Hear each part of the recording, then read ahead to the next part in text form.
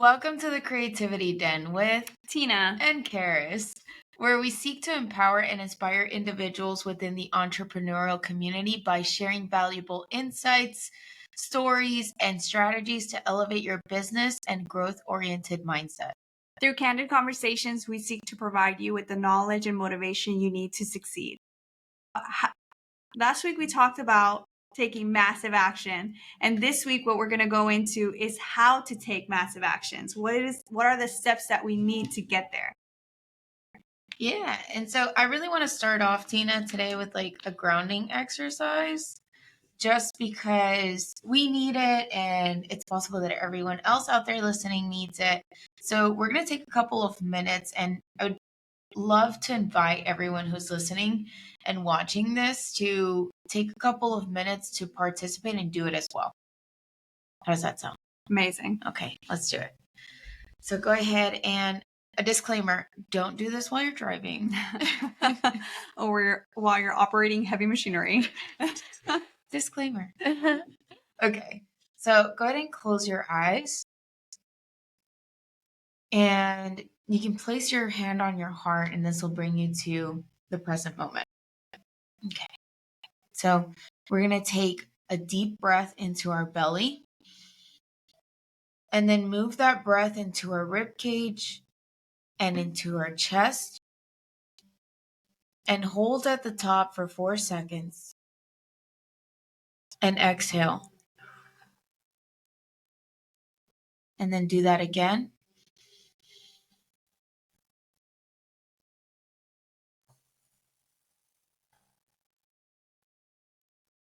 Do that again.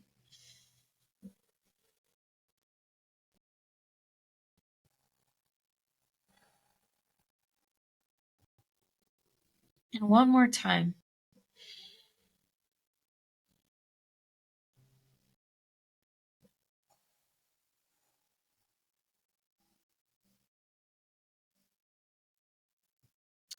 Wow.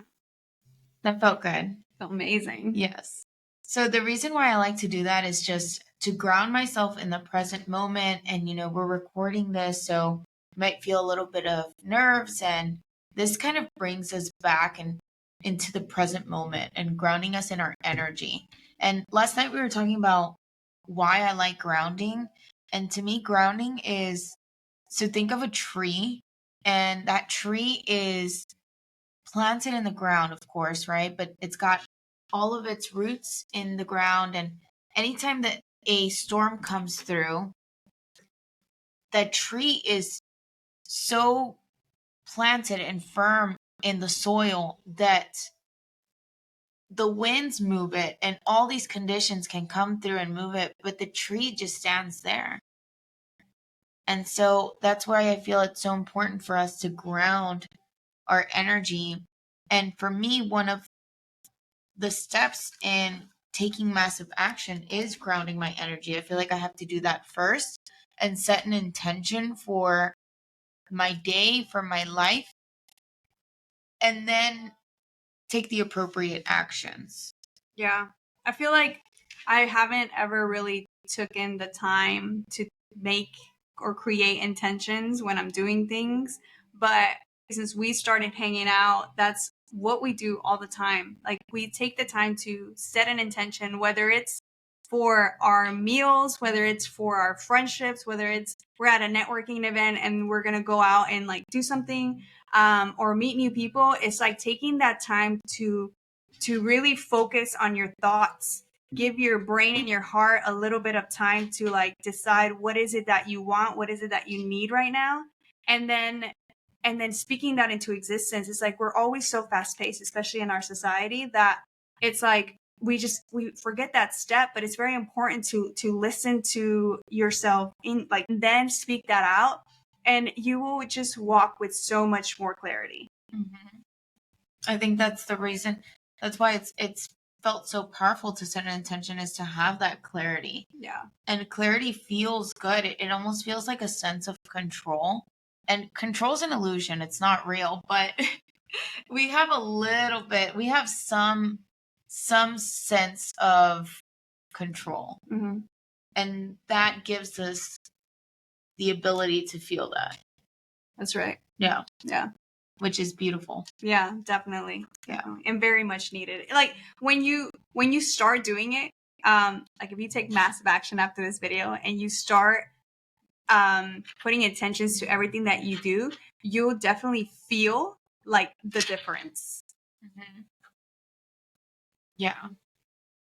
Well, perfect. So we also want to talk about how we take massive action, and it's really important for us to take accountability for that because it's what has worked for us and what we're doing in our life. And not everyone is the same. And of course, it can happen where we evolve and we integrate different steps into our life. But this is how we have taken massive action. And also, when we're speaking out, we're really speaking to ourselves because this is what we need to hear. But if it resonates with you, then take it because it's for you and integrate it into your life. Okay. Yeah. So the first step to take massive actions, and there's actually 8 steps that we have. So the first step to take massive action is to change your mindset. There's no way that you can be successful if you just don't have the mindset to be successful. Meaning, what does that look like? Being successful is that you have that mindset that you can do it, that you are deserving, that it will come to you because you will work hard and you will do whatever it takes to get there, even through adversities, which we've gone through a lot of adversities, even through the risks that we take. When you take risks, you have to have faith, right? That's where that faith comes in. So if you're not taking risks and you're just comfortable and you're like, I want to be successful, but this guy's successful, it's not for me, that's not the right mindset. So it's taking the time to get your mindset right. And it's unfortunate because we grow up in a society where that's not taught to us. Like we have to actually do our own research, and we actually have to take those steps by ourselves to get that mindset. And so once you take the time to turn your mindset around, you're gonna skyrocket. Mm-hmm. Yeah, I think it usually it starts with mindset. It did start with mindset for me personally. I started reading books and I started questioning why I believe the things that I believe and why I behave the way that I behave and what are the limitations that I was imposing on myself that were holding me back. And I feel like it's like an onion because you're constantly like having different layers of that unfold. And so I've been doing like personal development for over 3 years, maybe like 3 years and a half, and I'm still peeling back more layers of like conditioning and these limiting beliefs that I have surrounding different things. That it's like never the same. Thankfully, because you want to make sure that you're like getting over these things, right? And then you're like, okay, what else is new? Like, what else do I need to? What else do I need to? I don't want to say work on, but and I don't want to say heal either, but it's like what else can I do to get better, to work towards my highest and best? For sure. So I think beautiful. That's really what it is. It's like working towards your highest and best and kind of like unlearning things that you have learned and adopting your own beliefs, because really we've grown up with all these beliefs and conditioning that was taught to us. Right. And it doesn't necessarily belong to us. So it's finding your own truths and looking for that and questioning like everything and taking what resonates with you. Right. Mm-hmm. Yeah, no, I love that. I love that. And it's true. It's like we grow up and we don't really like, it's not that we choose what we believe in, what we don't. It's what we grow up with. And it's like it gets to the point where you have to recondition and rewire your brain, which is not easy. It's hard because it feels like you're going against your own thoughts, against the currents, against everyone else. But it should feel like that. It should be uncomfortable. You should be curious. You should want more for yourself. Like that is what changing your mindset is. Yeah. And so step 2 is really getting in shape, getting fit, because a lot of what I've been, and this has been coming up a lot for me lately, is that your body has to feel good, and your external reality is a reflection of your internal reality. And so there's some people that honestly their body may look good and they don't feel good on the inside, and so it can definitely happen. But if you're already working on your mindset, which is internal, then the next step is like work on your external. And what were you telling me last night, Tina, about how it's much harder to have a six pack than to be a millionaire? Yeah. Studies show that it's much harder to have a six pack than to be a billionaire right now in our current state. Wow. Yeah. That reminds me of the movie WALL-E. I'm always remembering movies and referencing movies. WALL-E. WALL-E, when they go into like the future and they're living like on a different planet. Yeah. And you got all the obese people that are like hovering around in little scooters. Yeah. Yeah. That's what that reminds me of. Yeah. So it is really difficult, and I've been working on that a lot more lately because I've done it in the past, and there was one point where I just feel like entrepreneurship, and I've been in it for over 3 years, entrepreneurship can be a little fucking wild. And the reason why I say that is because we have so much freedom, and entrepreneurs already don't like rules, but we have to give ourselves rules and respect those rules. And for a while, I was just like enjoying not having rules. Yeah. And so I'm going back to like creating a schedule, creating a routine, nourishing my body, working out, all these things, and finding something that works for you. And it's always constantly evolving and changing. So right now it's been yoga for me, and it's been something that's giving me like discipline and practice and in my breath and movement and flexibility, and that I really enjoyed it. It's been amazing. Yeah, and routine. Yeah.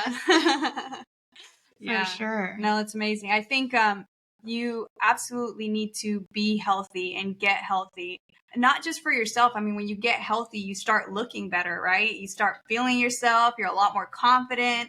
But not only just that, it's like how you were saying, it's kind of like the tree of life, the limbs to everyone else, like to your daughter, your family. You need to be healthy for them, because once you're not healthy and you start consuming all this crap, this processed food, you don't take care of yourself, you become a liability because you're more prone to get sick, you're more prone to illness. And all of a sudden someone else has to take care of you. So it's like you got to treat yourself and be an asset to you and your family. So it's not just about you getting that confidence. Yes, that's a big deal. It's a big thing. Because I truly believe that if you are fit, I'm sorry. What's the phrase? Oh, if you look good, you are good. Mm-hmm. That's it. There's no way around it. So it's for you to be healthy, so you have the confidence, you look good, but also for your family and your loved ones. Mm-hmm. Mm-hmm. And also, to touch on what you just said about being an asset to your family, but leading by example. Like you said, I'm a mother, and I have a 12-year-old daughter, and right now I'm at that difficult age where she doesn't want to eat healthy, she doesn't really want to exercise and move her body, but the more and more that I do it and offer that as an example, it's at some point it's going to catch on. Yeah. Even if it's like when she gets older and she'll be like, oh my God, I remember like you used to cook all these things and now I like them. Mm-hmm. Yeah, definitely. Yeah. It's like the circle of life. The circle of life. That was nice. Thank you. All right. And then the next step is once you have the mindset, once you're fit, you're healthy, you look good, you feel good, you are good, then what the next step is to change your circle, right? And I feel like there's a negative connotation to changing your circle. It's like this idea that when you change your circle, you have to cut off the people in your life that aren't like up to par to where you're going. And that's not true. That's not true. They're still there. You still love them. You still talk to them. It's just changing your circle, what that looks like. It's you, if you're the most fit person in the room, if you're the smartest person in the room, if you are the best at what you do in the room, you're in the wrong room. You need to go to another room where you're not the most fit, you're not the smartest, you maybe don't even know what you're doing, and that is the room that you need to be at. So if you feel like that in the room that you're in, that is your sign, and I invite you to change your circle. Mm-hmm. And it's so good to keep those circles where you are the smartest one and the fittest one, because then you can inspire them. Yeah. But don't stay there. Yeah. Like, feel free to go look for new circles and then get better and keep inspiring others. But what I really just stood out to me this with step 3 is changing your circle. But step 1 and 2 revolves around working on yourself first. Right. And that's so important. You can't pour from an empty cup. And these are like such basic ass shit that like everyone says, but it's so true. Yeah. It's like you can't pour from an empty cup. So like work on yourself, work on your mindset, work on your physical. Your external is a reflection of your internal. Work on yourself, and then start working on your outer, like and it all happens at the same time, like kind of synchronized, where it starts happening for you. Mm-hmm.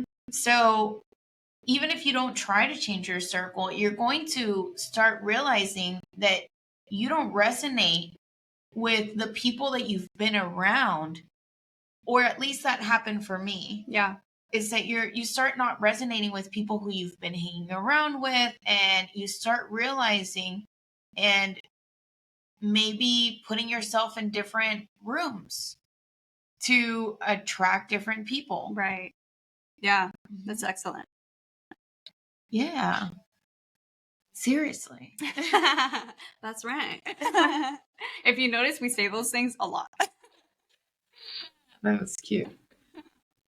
So for step 4, we have your network. So your net worth is your network. So getting out there, getting to know people, meeting new people, building relationships.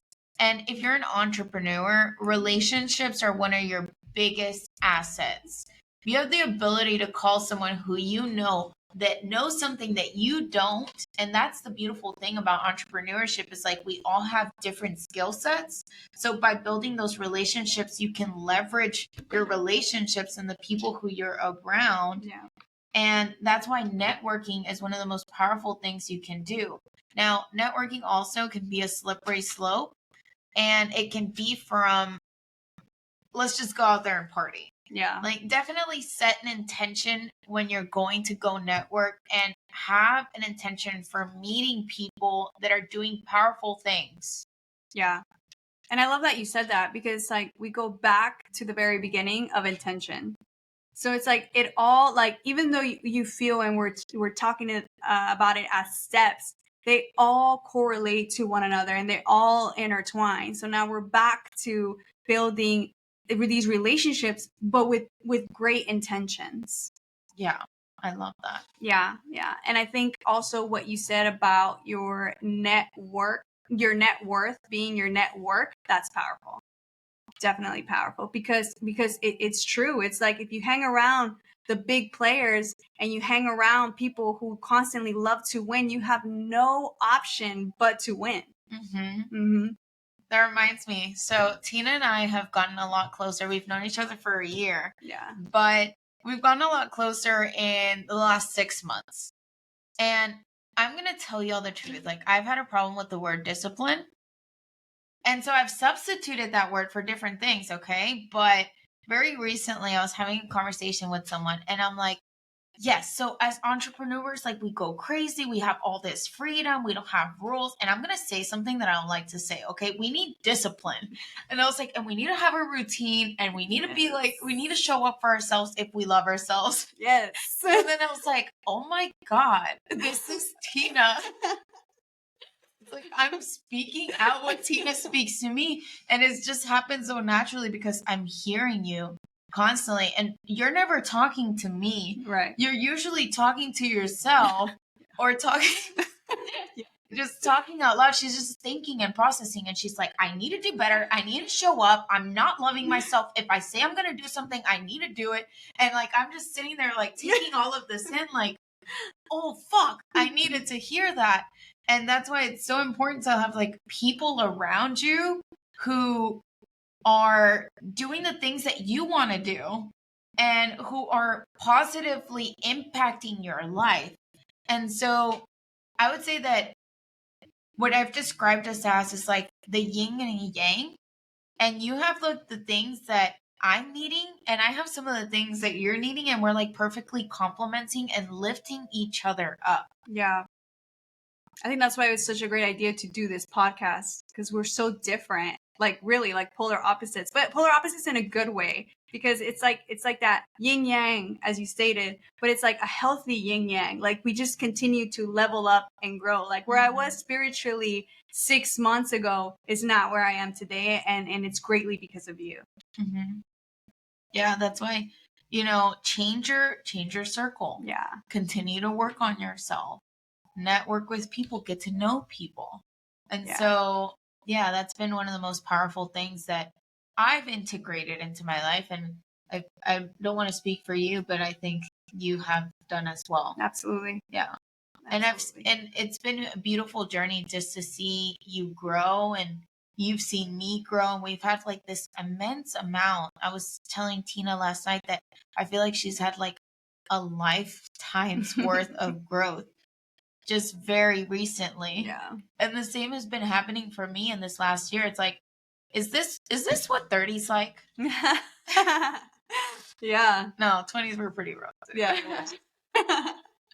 Yeah. It's like every level is different. It is. It is. And it's beautiful. Yes. It's beautiful. It is. So step number 5, bring value to the marketplace. And also, like, once you have all these steps in line, you worked on your mindset, you've worked on your physique, you've changed your circle. Now you're in front of like big players, right? So once you do that, now it's your duty and your responsibility to bring value to these people. So you can't be sitting in a room eating with these people that are winning and doing the most, and you're just kind of just chilling, just slacking off, just like, well, I made it to the table. No, how do you bring value to these people? How do you help them get to the next level? Like Karis and I were talking about each other just now with our growth. I mean, it's been an immense amount of growth, but it's been difficult. It's been hard. We've cried, we've laughed, she's cried. And it's been beautiful, but it's like you have to bring value, some sort of value to the table. I teach you how to cry. You do, girl. A lot. I always say that when I'm crying, like I'm getting all my stress and my cortisol out. So I'm like, it's fine. I'm happy. This is healthy. It is. Yeah, for sure. But yeah, so I love how you said that bringing value to others. Now, another thing that I would point out is we have this habit of asking at networking events, like, what is it that I can do to bring you value? And that's such a basic ask question. Yeah. Yeah. Like, have a deep conversation with someone and really find what you can help them out by listening to their situation, their actual story, instead of like, oh yeah, what can I help you with? Yeah. Like, no one's really, especially in a networking event, going to be like, oh yeah, I've been struggling with my systems and processes. Actually, do you do systems and processes? Do you have that in check? Like, no, it's not. It's very rarely ever going to be that way. And so you gotta like dig in deep, build a connection with this person, talk about their situation, and see how you can be an asset to them, how you can add value to their life. Yeah. Yeah. Definitely. Definitely. No, I love that. I love that. And so yeah, so that's basically that's it's a big deal. It's a big deal because now you've worked on yourself. Like I said, you're now a new person. So it's like you can't stop there. Like it never stops. You once you stop, then in life there's only two things. Either you're progressing or you're regressing. So when you stop, you don't stay the same. You regress. So it's like you constantly have to keep going. You constantly have to grow. You constantly have to bring value to the table. Mm-hmm. Mm-hmm. I love that. Sweet. I'm going to hear your voice next time I'm at a networking event. Yeah. Exactly. If you're not progressing, you're regressing. Yep. Like, oh, shit. Get on it.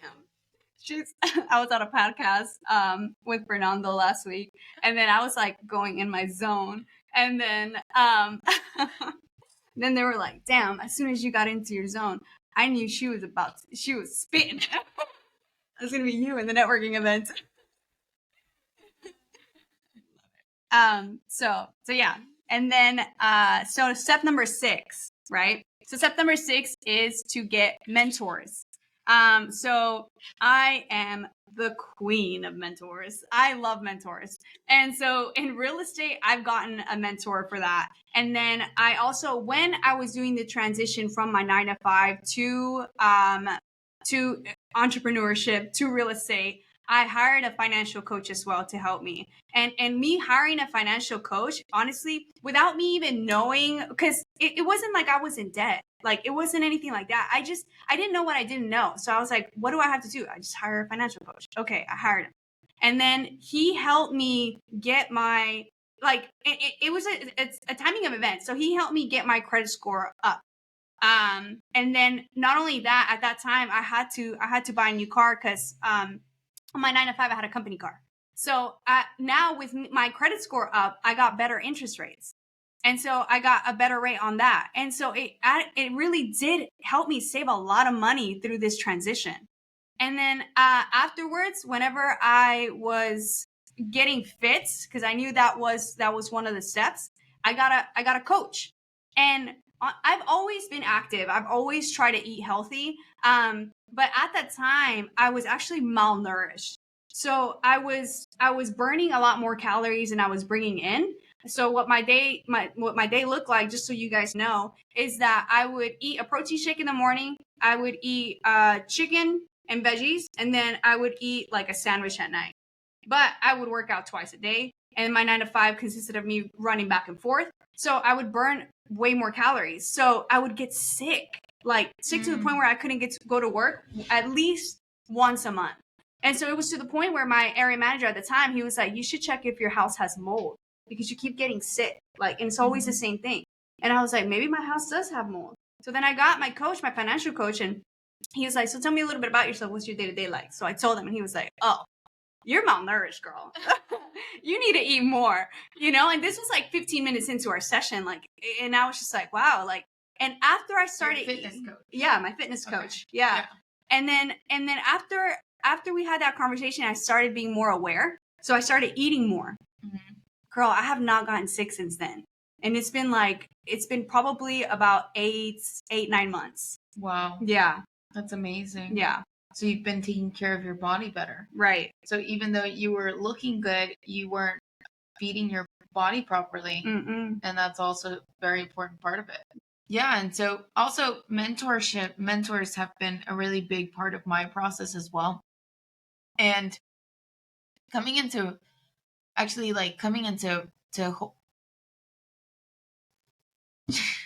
So you started off with a mentor too, right? Yeah, so that's actually how I got into real estate. I didn't know anything about real estate. I didn't know anything about wholesaling. I didn't know what I didn't know. I didn't know anything about entrepreneurship, really. Like, I didn't know what I was getting myself into, but I knew that I wanted something more, and I asked for God. I asked God for this, and so I went with what my heart was telling me and was guiding me towards. And having a mentor shortcut me through a lot of challenges. Why do you think that is? The reason why I feel like having a mentor shortcut me through that was because he's the one that went through all the challenges and adversities and lost all his money and failed and did all these things. So then by the time that I get there, they're guiding me towards what not to do so that that doesn't happen to me. Now, that doesn't mean that it can't happen to me, but it's less likely to.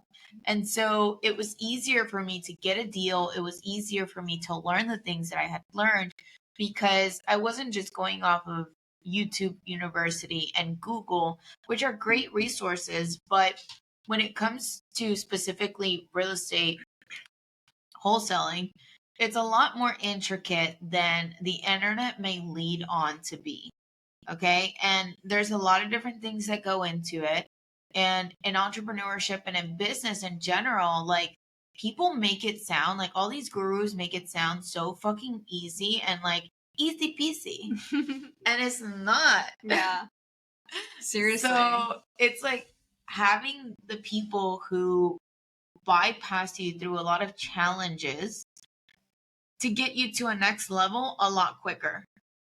So I also have a coach now, and she's for personal development, and she's helping me integrate things that I already know how to do and other things that I just haven't done. And so that's the powerful thing, is that I need someone to help me stay accountable. I need someone to guide me. We all need people to guide us. And that's why we're here. And in turn, we can guide others where the path that we've already walked. Right. Right? Yeah. And so I feel like that's really one of the things that I enjoy, is guiding others on the things that I've already gone through. And in turn, it's just like it's a cycle, a circle of life. Yeah. Everything just comes back to, you give and you receive. You give and you receive. And it's a flow. Right.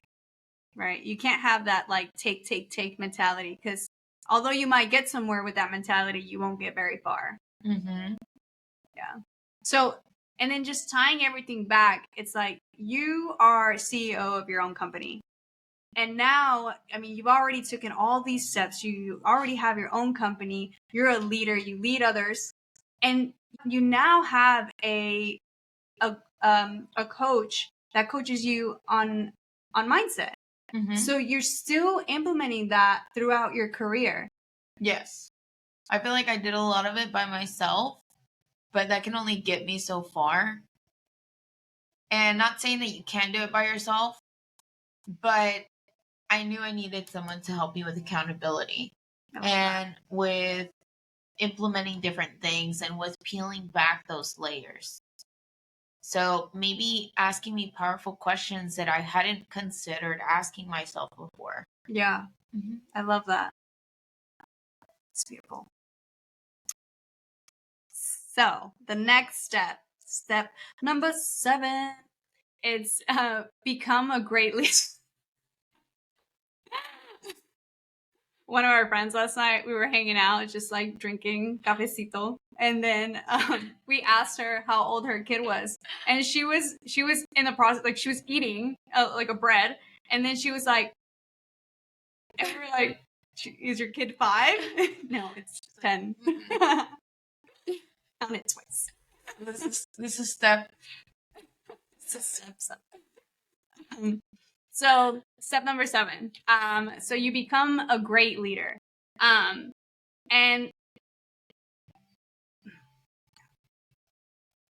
you should say number 7. I said mentors. Okay. Okay, so with step number 7, what we really... Okay, so step number 7, becoming a great leader. And becoming a great leader may have different definitions and it may look different to everyone, but to me specifically, it is servant leadership. It is inspiring others. It is leading by example. And because there are different kind of leaders. There are leaders who lead with force, with what is it, like fear. And to be a great leader, an amazing leader, is to lead by inspiring others, to lead by example, to lead by serving others, because you know that in return it serves you, because it is a giving and a receiving flow. Right. Yeah. No, that's beautiful. And I think also with leadership, it's like, and just going to the nitty gritty of it all, I really do think leadership and the position in leadership does require some planning. Meaning, for example, like in our company, what we do is every morning we have a morning huddle where it's 15 minutes. It's just to set that tone, to set that mood, right? And it's like during that morning huddle, we go through KPIs. During that morning huddle, most of the time I have a PowerPoint presentation ready for them, or a questionnaire ready for them, right? About how they're feeling and things like that. So it's like that takes a little bit of planning the night before to get that done for the morning up. So I do feel like one of the biggest things of being a great leader is preparation. I love your PowerPoint presentation. Thanks. Very cute. What was the phrase that I said I was going to say? Or that you razzle dazzle? Oh yeah, razzle dazzle. I feel like a great leader has authority. It's just by leading by example. Like every day they come into work at a certain time, they work hard, and they expect others to do that same thing. Love that. Yeah. We'll just use that. Okay. I was like, we were kind of whispering, but I don't know why we were whispering. Okay. Okay, go ahead. Okay. So we're still on the great leader. Yeah.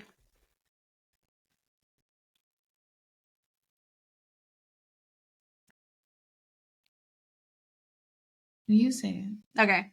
So another aspect of being a great leader, I believe it's not only being sympathetic, but also being empathetic towards others, and having that open door policy where people can really come to you for anything, not just professional, but you have that relationship too, that if there's anything going on, like for example, if someone, and I'm sure you see this on your day to day, if someone's not performing, it's not because sometimes it's not because they just don't want to perform. Maybe they have a lot going on. But if you don't have that relationship, and you haven't taken the time to create something like that, then they won't feel comfortable to come to you as their leader and let you know, hey, like I had this going on in the back end, I had this going on in my house, and this is why I'm not performing, right? You have to build those relationships. You have to care about people, and it has to be done genuinely.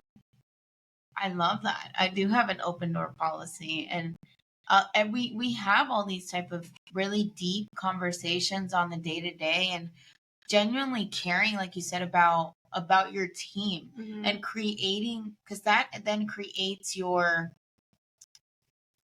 what is it called? Creates your culture. Yeah. Because that then creates your culture, and your culture is one of the most important things. And how do you get people to believe in your vision is by you giving to them, and you believing in them, and you having this connection with them. Yeah. No, I love that. I love that. Yeah. That's right. What do you say? Seriously. All right. And then step number 8.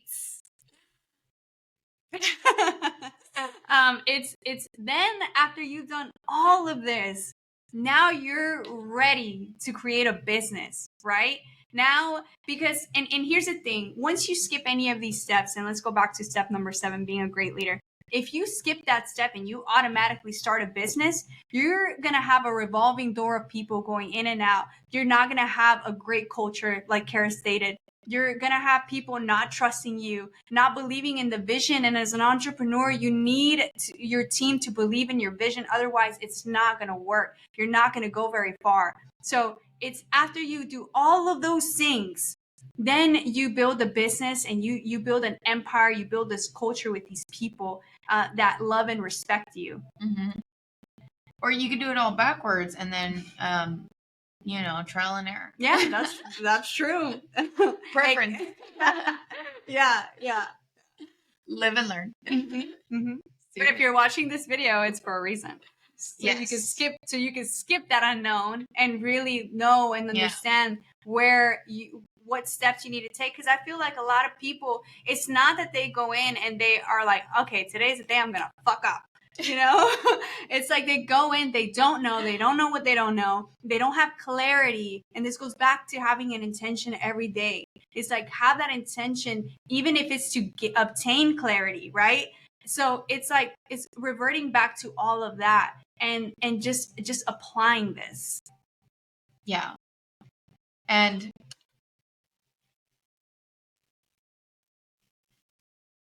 I had a thought and then I lost it. In reality, this is a shortcut for success. You're giving me a line. Yeah. No, but there was something I was going to say about building business. Hold on. You built a business. Yes, there we go. Okay. So yeah, and when it comes down to building a business, in reality, what a business is, it's all about people. Whether it is your customers, whether it is your team, everyone is it's all about fucking people. No, that was wrong. Whoa.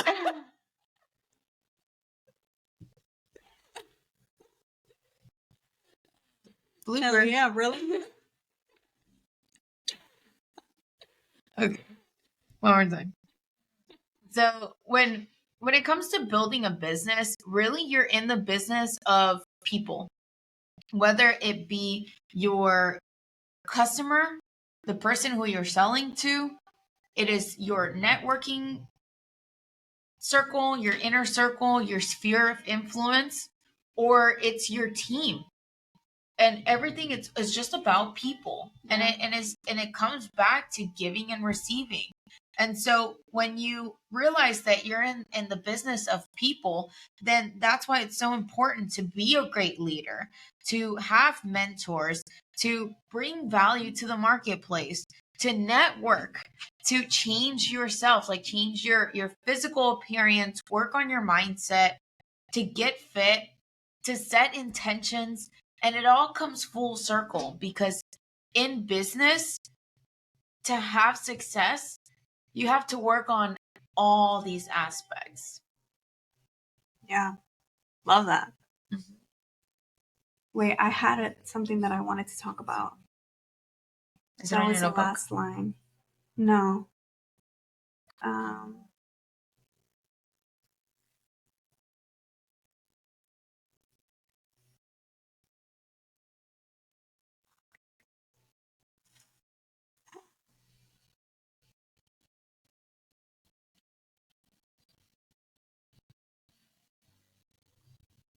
Okay, yeah, I know exactly what I want to talk about.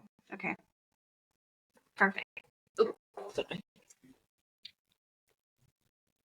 So all in all, I feel like in our society, we have this habit of thinking that we need to do this by ourselves. We need to get to the top alone. We got to get there. It's better if we get there all by ourselves, but that's not real. You need others. You need other people. You need mentors. You need coaches. You need people in that room, right? We're not meant to do this ourselves. Mm-hmm. And this is a big reason why we created this podcast. It's like, because we want to voice what we've gone through to others. Because if you're sitting there and you're thinking, man, like how we were thinking when we were at our 9 to 5, man, I want more, but I don't know how. So these are great tips for how we did it, what worked for us.